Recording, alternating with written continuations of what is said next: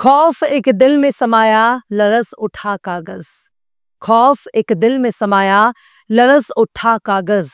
कांपते हाथों से जालिम ने जो मोड़ा कागज। सलाम, नमस्ते, सत श्री अकाल। मैं हूं आपके साथ हर्षिता मिश्रा और आप देख रहे हैं टाइम्स पेल। पूरे देश में इस वक्त 2014 के बाद सबसे बुरे दौर देखे जा रहे हैं। इस वक्त बिहार का चुनाव भी नजदीक है। किसी को अम्मा याद आ रही है तो किसी नेता को उसकी पुरानी दोस्ती याद आ रही है। चुनाव के मौसम में देश की सेना पर उंगली भी उठाई जा रही है। खुद हमारे देश के प्रधानमंत्री हमारे देश की सेना पर उंगली उठा रहे हैं। घुसपैठ और घुसपैठिया का जिक्र करके वो किस पर सवाल उठा रहे हैं को बतानी चाहिए। 11 साल तक इनके नौटंकी और तमाशे ऐसे वे देखे जा रहे हैं। जहां जहां चुनाव होने वाला होता है वहां वहां धर्म के आधार पर देश के प्रधानमंत्री से लेकर बड़े बड़े नेता हिंदू मुस्लिम का राग अलापने लगते हैं। पर महाराष्ट्र इन दो तरह के मौसम से दो चार बुरा है। एक तरफ बीजेपी नेता चुनाव के मौसम में जहरीले बयान दे रहे हैं तो वहीं दूसरी तरफ बारिश के मौसम में महाराष्ट्र की फिजा को बदल कर रख दिया है।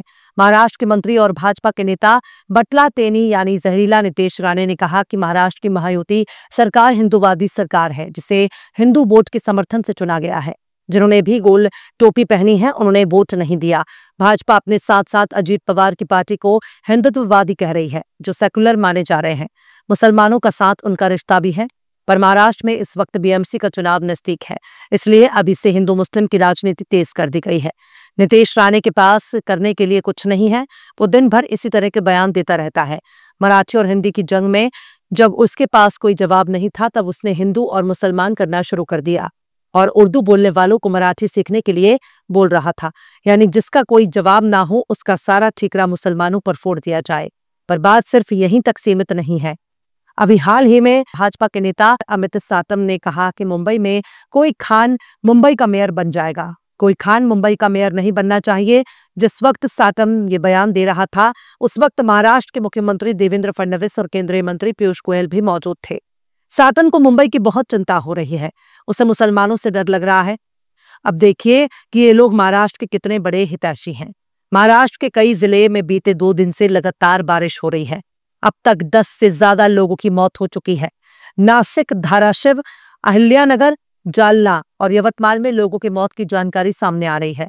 पर अपनी सियासत के लिए हिंदू और मुसलमान का राग अलापने वाले नेताओं को मराठवाड़ा की कोई फिक्र नहीं, बल्कि यूं कहा जाए कि इनको महाराष्ट्र से ही कोई मतलब नहीं। महाराष्ट्र के अलग अलग इलाकों से 11 से ज्यादा लोगों को बचाया गया। मराठवाड़ा इलाके में कई जिले आते हैं। औरंगाबाद, जालना, बीड, लातूर, नांदेड़, हिंगोली और परभणी जिलों में बाढ़ आ गई है। मुंबई में शनिचर की रात से बारिश हो रही है। नासिक में गोदावरी नदी का वाटर लेवल खतरे के निशान को पार कर गया है। शहर में नदी के किनारे रामकुंड इलाके के कई मंदिर पानी में डूब गए हैं। बाढ़ इतना भयानक है कि खेती डूब गई है, फसलें खराब हो गई हैं। पूरे महाराष्ट्र में एनडीआरएफ की टीम तैनात की गई है। सरकारी अफसरों की यह हालत है कि वे इतने बुरे हालत में भी नाच रहे हैं, डांस कर रहे हैं, वीडियो वायरल होने पर सफाई पेश कर रहे हैं। पर महाराष्ट्र में ऐसी बेशर्मी और बेहयाही पहले कभी नहीं देखी गई जो अब देखने को मिल रही है। ये नेता अपने ही मगन में मस्त हैं। चुनाव ही इनकी जिंदगी है और कुर्सी ही इनकी अय्याशी। सरकार मुआवजे की बात कर रही है पर भ्रष्टाचार की जड़ें इतनी गहरी हैं कि मुआवजा देना तो दूर की बात है, उल्टा आपसे पैसे वसूल लिए जाएंगे।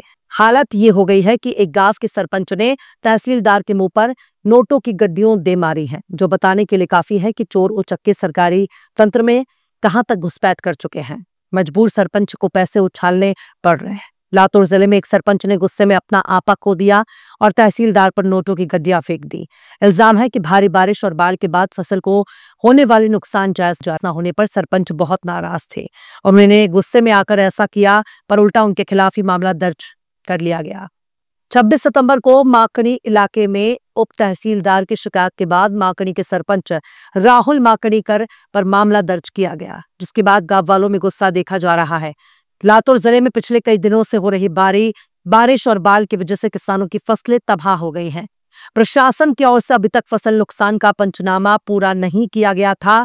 अधिकारियों का कहना है कि सरपंच राहुल माकड़ीकर ने इसी लापरवाही की वजह से तहसीलदार प्रसाद कुलकर्णी के सामने विरोध जताया। उन्होंने 10 और 20 रुपए के नोटों के बंडल फेंकते हुए कहा कि ये पैसा बाढ़ पीड़ितों की मदद के लिए है, लेकिन सरकार ने किसानों को राहत देने में कोई दिलचस्पी नहीं दिखाई। इस घटना के बाद सबसे ईमानदार रेवेन्यू डिपार्टमेंट यानी राजस्व विभाग बहुत आहत है।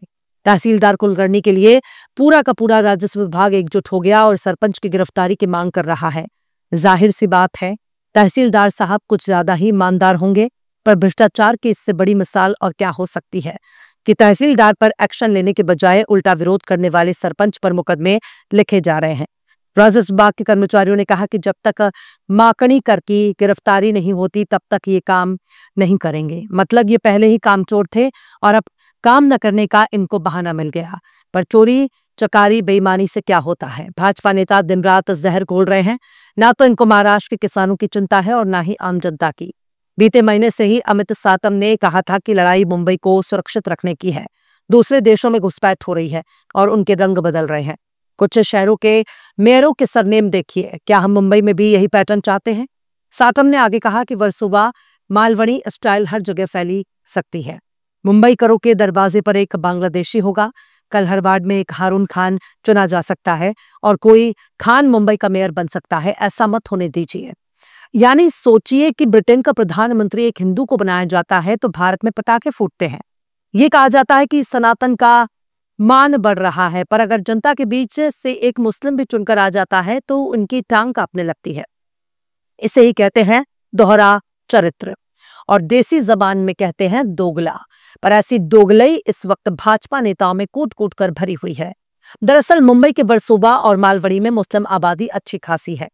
जब सरकार पर सवालों की उंगलियां उठने लगती हैं तो भाजपा वाले घुसपैठिया और बांग्लादेशी का मुद्दा उठाने लगते हैं। इसलिए अमित साटम को वर्सोवा और मालवणी की याद सता रही है। साटम ने जोर देकर कहा कि बीजेपी की लड़ाई सिर्फ राजनीतिक नहीं बल्कि विकास और सुरक्षा की है। साटम ने पार्टी कार्यकर्ताओं से हर घर तक पहुंचने और ये तय करने के लिए कहा है कि महायुति का ही नेता बीएमसी में पहुंचना चाहिए। मुंबई की बीएमसी सबसे अमीर नगर निगम माना जाता है। 2022 से चुनावों का इंतजार कर रहा है।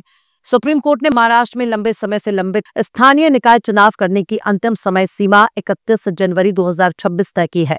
बहरहाल चलते चलते आखिर में शोक बहराइच ने भी क्या खूब फरमाया है, जुल्म ढाकर भी अभी तक है कोई बेतकसीर, जुल्म ढाकर भी अभी तक है कोई बेतकसीर, रोज लिखने पे भी है सादे का सादा कागज। फिलहाल इस खबर में बस इतना ही। इस पूरी खबर को शम्स तबरेज ने लिखा है, जिन्हें आप ट्विटर पर भी फॉलो कर सकते हैं। ट्विटर हैंडल है @शम्स तबरेज कासी। वीडियो आपको कैसा लगा कमेंट बॉक्स में जरूर बताइए। वीडियो पसंद आए तो लाइक करें, शेयर करें और बेबाक निष्पक्ष स्वतंत्र पत्रकारिता को सपोर्ट करने के लिए आप हमारे चैनल टाइम्स मेल को जरूर से सब्सक्राइब करें और हाँ, बेल आइकन की घंटी वाली बटन आप जरूर से दबा दें ताकि आपको हमारे आने वाले नए वीडियो की नोटिफिकेशन फौरन ही मिल जाए। फिर मिलते हैं किसी और वीडियो में एक नई खबर के साथ। हर्षिता मिश्रा को दीजिए इजाजत। जय हिंद। अगर अभी तक आपने हमारे चैनल टाइम्स मेल को सब्सक्राइब नहीं किया है तो जल्दी से सब्सक्राइब कर दें और बेल आइकन भी प्रेस कर दें।